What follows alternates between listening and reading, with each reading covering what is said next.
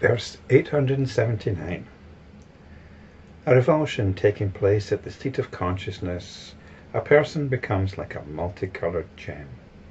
He performs deeds of beneficence for sentient beings in the same way as the moon reflects itself in water. So this is a rather lovely verse. Although this word revulsion probably doesn't convey the right spirit.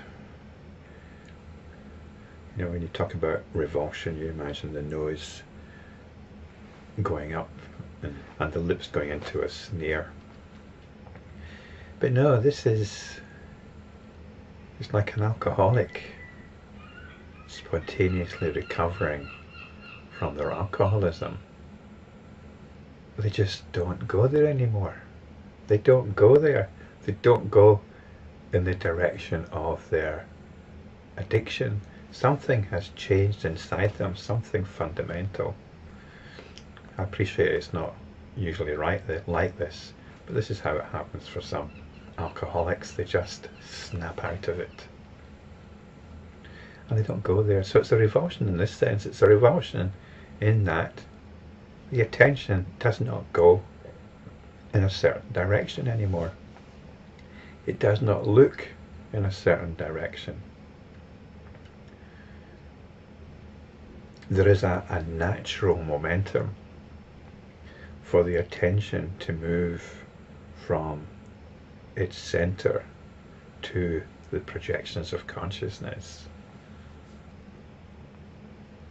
But when we're successfully practicing, this momentum is not in evidence. So this revulsion takes place at the seat of consciousness. This is this moment here. This moment in awareness. That's the seat of consciousness. You can come back to it right now. It's where you are. It's where you are. It's what is hearing this. This is the seat of consciousness. And it's here. It's described here as a multicoloured gem. But I've described it in the past as the rainbow body. It's here you have access to the wonderful realization of the nature of this ordinary, pervasive, everyday consciousness or awareness. We're not getting into any abstractions here. The point is to come to this point of awareness, this seat of consciousness, and you can do this by coming back to this point of awareness that is hearing these words, realizing that this is what experiences everything, and realizing that it's also independent of everything, and realizing that there's a miraculous aspect to it, and realizing that there's an all-embracing, loving aspect to it, realizing that it's completely selfless, and that as you act, as you go about your daily tasks, you just get on with what needs to be got on with.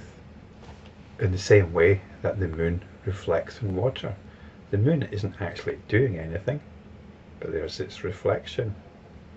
So you're not doing anything from the point of view of a doer, you're just getting on with what needs to be done. And ultimately you're performing deeds for the benefit of all sentient beings, because you're not acting out of any self-interest.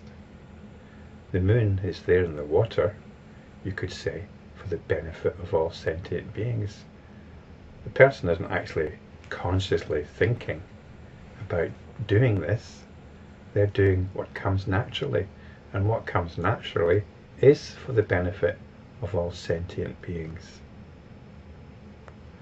So this rainbow body with its many colours, this multicoloured gem, each of the flashing colours is a transcendental quality. if we can talk of such a thing, all embracing, loving, clarity, humour,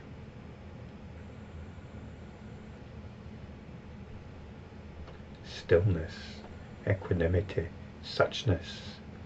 These are some of the colours of the rainbow body, of the multicoloured jewel. As enlightenment practitioners,